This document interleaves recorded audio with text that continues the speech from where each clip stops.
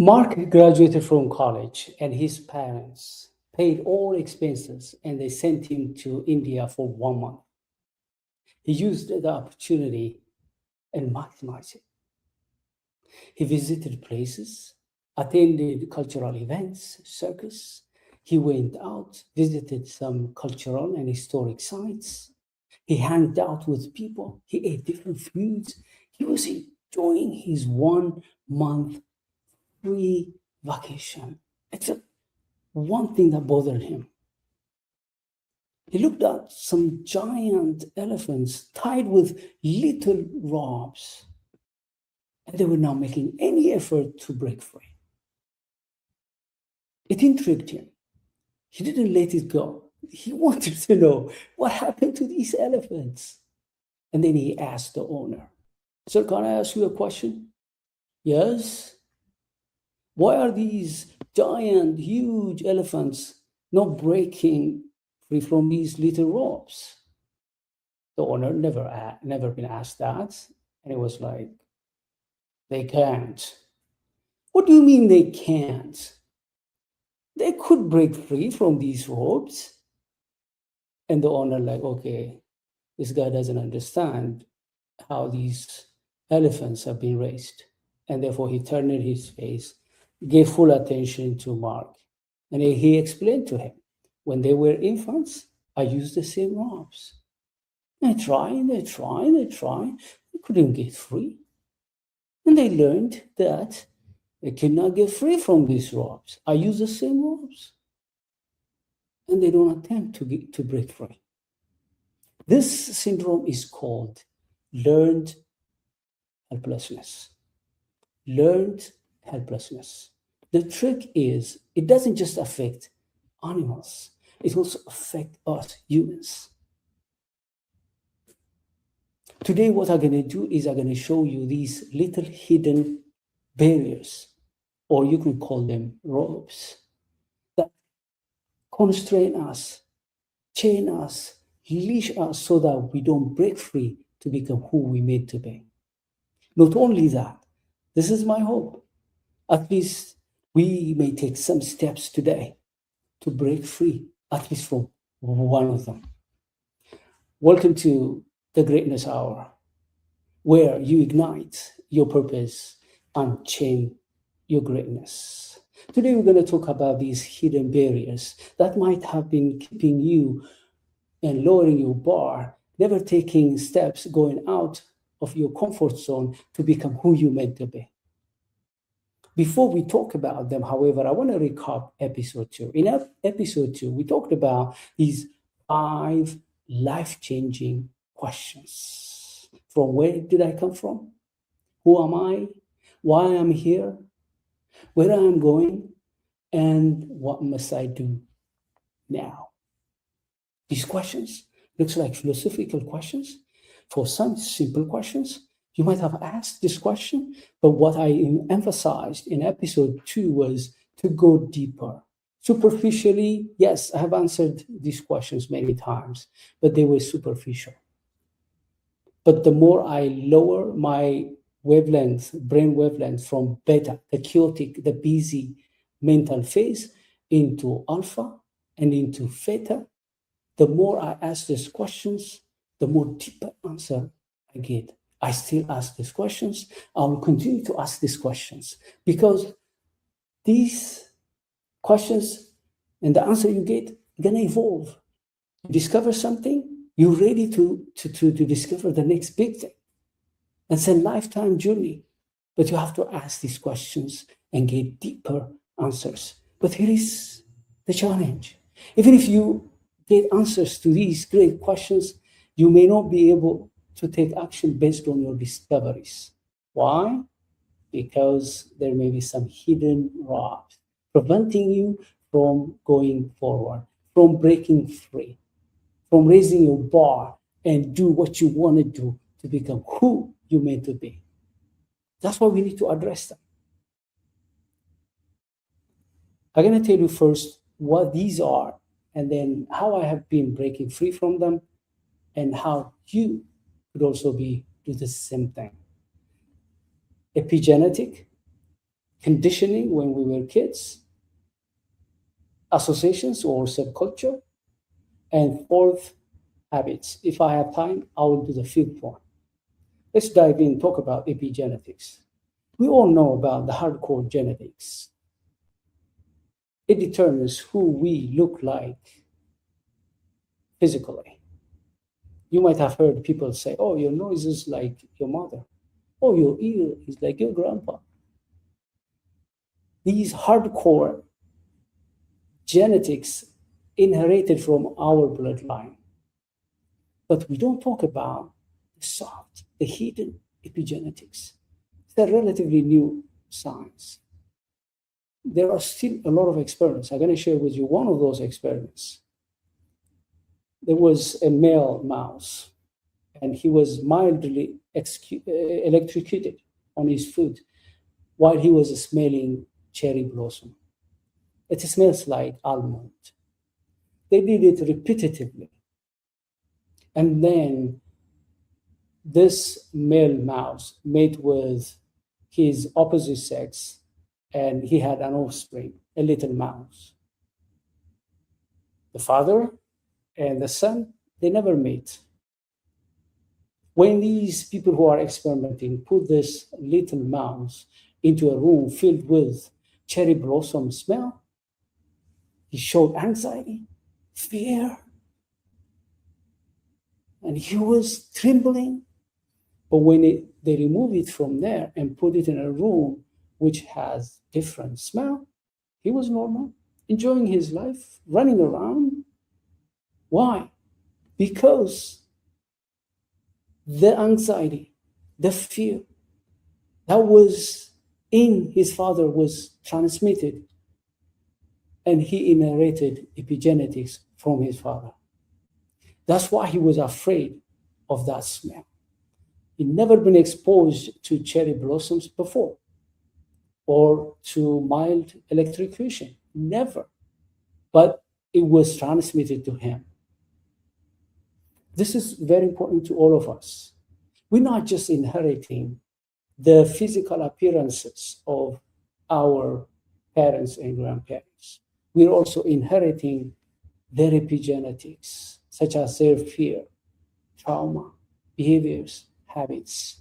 And because of that, we were pre-wired in the womb based on the epigenetic inheritance. Sometimes this epigenetic, the pre-wiring before someone is born, is very helpful for that baby mouse. The moment he smells cherry blossom, he knows there is danger, so that he protects himself. It's good in some extents. The same thing, for example, before we were born, we didn't know about breathing, we didn't know about eating, but we were pre-wired. And we were born, we cried. It was important for our survival. We were grabbing everything to eat, put it in our mouth. Why? We were pre-wired to eat, because if we don't eat, we're going to die. These are very important. But there are a lot of disadvantages of some of the epigenetic inheritances that we get from our bloodline. In my case, from where I was born from a poor family in one of the poorest villages, and I am sure I was pre-wired to be anxious about what I'm gonna eat, what I'm gonna drink, whether I can have roof over my head. I was scared of expanding outside of my family or venturing out to do anything else, because the way the epigenetic limited me to just stay where I was, where it was safe. Whenever I tried to take some steps, some actions, I was afraid. That was the rock that was trying to stop me. The way I deal with it is that I'm afraid, but I was venturing out. I remember when I was running for Addis Ababa University Students' Union presidency, the largest university back home in Ethiopia, some family members and friends, they warned me, Oh, these people gonna kill you. These people gonna put you in jail. You shouldn't have run for this office. If they were me, they wouldn't have done that. Why? They were pre-wired not to take that kind of steps from my village. But I was afraid. But to rewrite my epigenetic, my pre-wiring, I was taking action. Remember this. Neuroelasticity is easy and fast when you were a kid, especially below like 8, 10. Great. But even if you are adult, you can still rewrite it. But the way to rewrite it, to make it fast and change, is to take actions, bold actions. I remember the same thing when I decided to become a coach, consultant, trainer here in the United States. A lot of people who cared about me, they told me, look, I don't know any Ethiopian who is a coach, trainer, and then this thing doesn't work for you. I mean, this is not for you. Who you do you think you are? It was scary. It was scary for me too. I was not sure whether I would get platforms, whether I would get clients. I didn't know. But what did I do? Even if I was scared, and even if I was wired to always be in my comfort zone, I ventured out. And for the last 2 decades, I've been coaching, speaking, and training and consulting. What about you?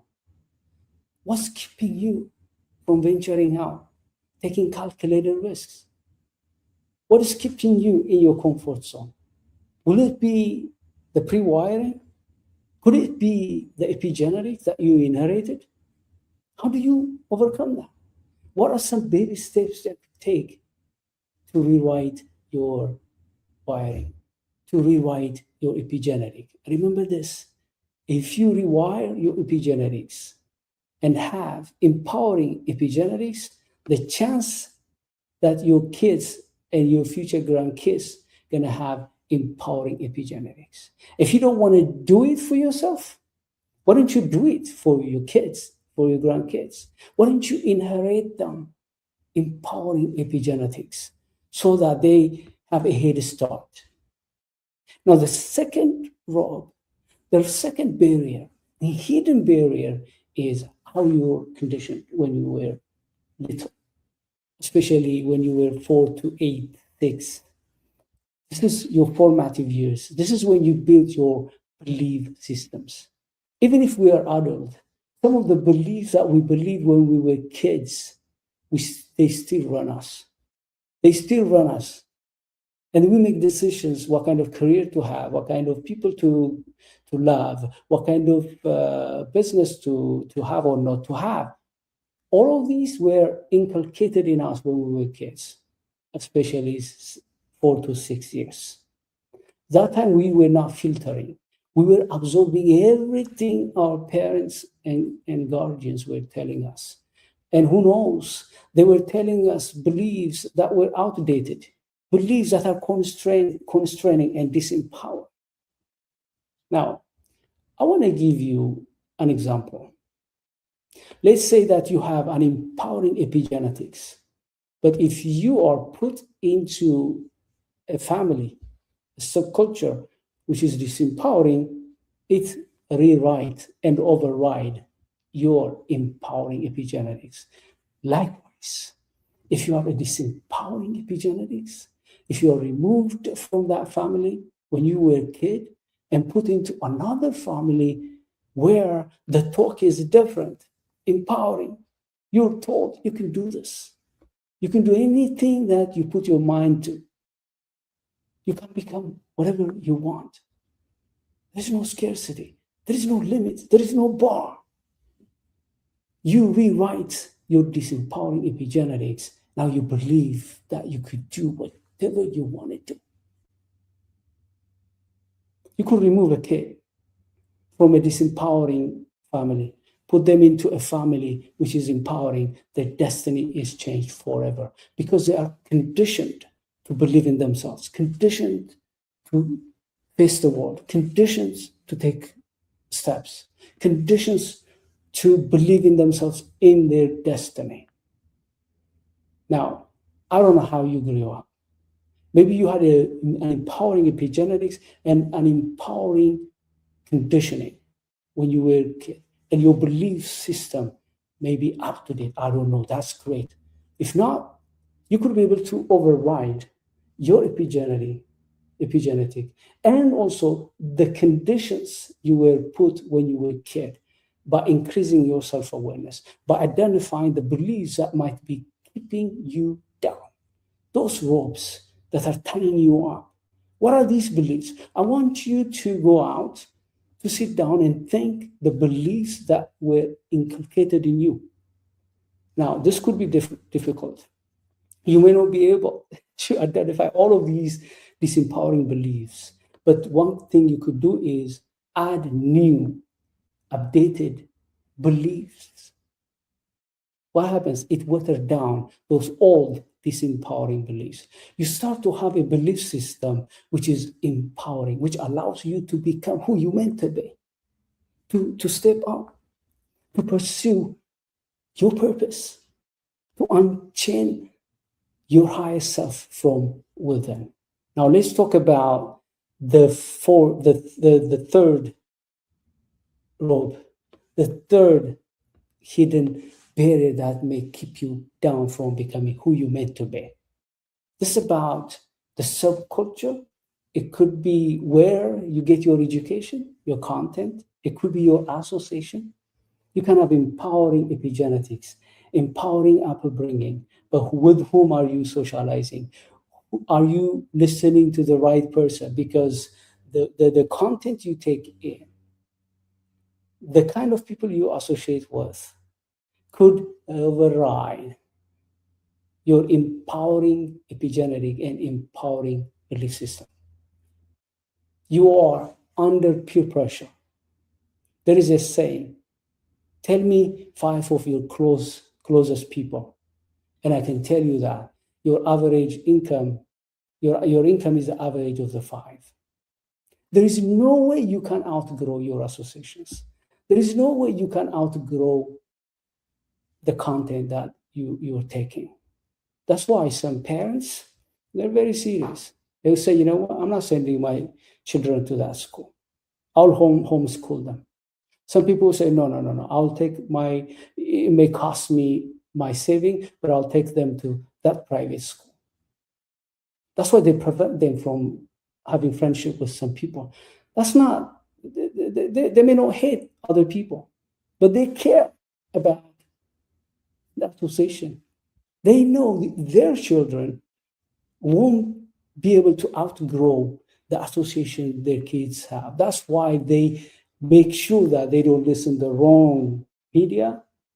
They don't want them to be on the wrong platforms, associate with the wrong people, and spend time in places that are disempowering. The question to you is, you are no longer a kid. You don't have a lot of peer pressure as you used to. Now, even if there is adult peer pressure, you could overcome that.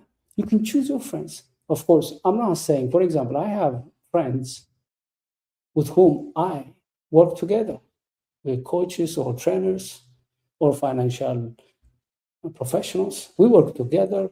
It doesn't matter what they believe. It doesn't matter what I believe. We just work on certain things. When we meet, we like each other. We work together. We go back to our inner circle. I'm talking about your inner circle, your best friends, the people that you talk to multiple times per week. Who are they? Are they empowering you? I can tell you, for example, in my case, if I don't find a friendship, I'm talking about close friendship, it could be disadvantageous for both of us. The other person may be irritated because I'm always positive. I'm always aspiring to learn. I'm always looking for the next step. And some people want to settle down. We're best friends, but after a while, they get irritated. They want to settle down. They don't want to bother themselves. They achieve whatever they want, but me, I'm not settling down. And because of that, the friendship doesn't work. Once in a while, I reach out to them. I say hi, but I understand that they don't want to hear what I talk about. They don't want to. Why? Because we're not on the same wavelength. We're not in the same frequency. It's not like me saying that I'm better than anyone. No. but I always care about the closest people to me. I want to make sure that they don't override my belief system. I don't want to hear disempowering things. I don't want people to tell me you cannot do this, this is impossible. That's not the kind of friendship I'm looking for. But your situation is different. What kind of relationships do you have? Are they empowering? What kind of content are you taking in? What kind of books? What kind of movies you are watching? Are you paying attention to the influence that you are under? Because it could override everything that you got from your epigenetic, from your upbringing. The last one gonna be habits. We form habits and they control us and they lead us. They sit on the driver's seat and leading us. And successful people, the great ones I studied, they had empowering habits. I'm going to share those habits. But first, let's talk about habits. Habits are things that we do without thinking, without putting a lot of energy. And they're very helpful. Sometimes they save us time and energy once they become habits. They say, I don't want to go to gym. But once it becomes a habit, I don't think about it. Actually, I crave to go to gym. I don't like taking walk. But once I make it habit, after that, I cannot wait for the walk. There are habits that are harmless. Let's say the side you take to sleep, the way you brush your teeth, the route you take to job. These are habits, they're the same all the day, but they're not harmful. But there are habits that are harmful, habits that disempower you, habits that tie you down like those little ropes. And I want to share some of these habits that successful people and great ones have had. The first habit that they have is they are self aware. They want to always increase their self awareness, which means they have time on a daily basis to sit down, reflect, meditate, plan, and strategize. They sit down, they uncover their blind spots. They are so self aware, they know what's going on in them at thought level and also what's going on in their environment. They're not blindsided. In your case, do you have that habit? If you don't have, it doesn't cost much. It could be 10 minutes per day. Just sit down, go from the beta phase to the alpha, even to theta. The goal is to clear your air and forget about the world and your worries and listen your inside. And pay attention to what you've done, what you're planning to do, and watch for quicksand, wild animals in your journey. You don't want to be eaten by sharks. If you're self-aware and continually increasing your self-awareness, your eyes are open. The second habit that these people have, they learn continuously. They don't camp on one mountain. They read books. They attend programs. They have coaches. They have trainers. They have mentors. They grow on a daily basis. They don't let themselves to think that they know it all. They understand that to go to the next higher level, they have to first grow and outgrow the place where they are to go to the next level. What about you? How do you learn? Are you learning on a daily basis? Reading a chapter, maybe listening a podcast, maybe getting a coaching? What are you doing? The third habit is they are clear about what they want. They have target, they have goal, but they don't stop there. They also have priorities. They believe in the 20/80 rule. They focus on certain important things on a daily basis to achieve their goals, short and long-term goals. They don't wing it. They protect their time and they protect their energy. They don't wing it. They have calendar, sometimes old school, print diary, or they use their cell phone.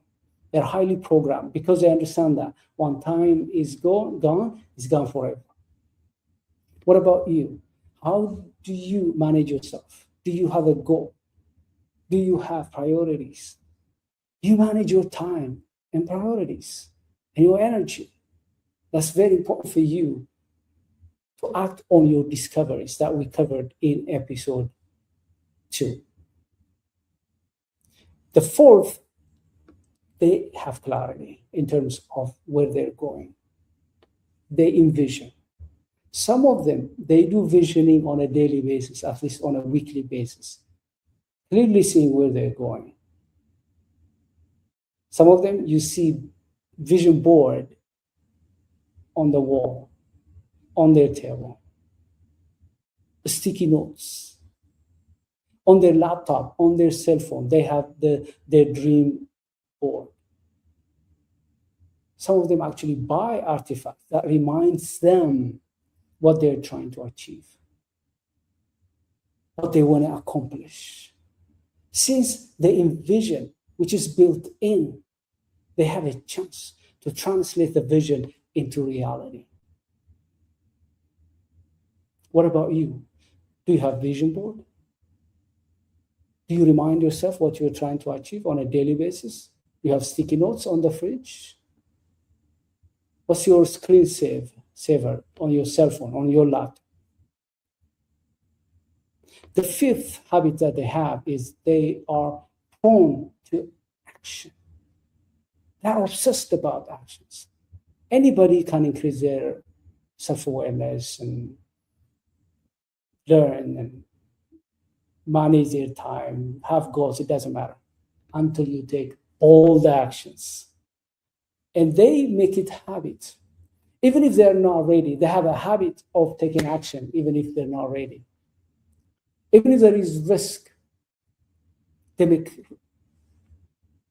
calculable risk. They take calculable risk and they take action. They have bias towards action. Because of that, they translate the discoveries that they had in episode 2 into results. When they take actions, their action could be smaller on a daily basis, but they take action to make sure that their vision is advancing forward. There are many other habits that they have, but the key thing for you is which habits are leading you. Remember this. I think the author of Atomic Habits, James Clear, he said that your self-image, who you think you are, determines what kind of habits you're going to keep. I remember I was still in Ethiopia, in my hometown, Harar, and when I had this revelation, when I discovered that I'm more than just living there and dying in that small village, the first thing I did was stopping some of the habits I had. And one of the habits we had in that part of the world was chewing green leaf called chat. And you get up in the morning, you play around in the morning, and then in the afternoon, you gather together with your friends, you chew chat, which is green leaf addictive. And the idea is you want to have that fun time with your friends once you're done chewing chat, and then you go to for chapsi, which is also you drink to break that euphoria. In conclusion, we all have certain robs, little robs that keep us down, that limit us. These are hidden and microscopic. They may not allow us to go forward and become who we meant to be. And therefore, we should identify these 4 hidden barriers. 1, our epigenetics. 2, our conditioning, our belief system. 3, our associations, the subculture we are in. And 4, our habits. And I gave you some examples. This is my hope that going forward, at least you want to break free from one of these barriers. If you have any question, if you want to your people to get this message, please reach out, and we would love to empower your people. Thank you very much for watching. Have a wonderful day, and I look forward to see you for episode 4. Bye-bye.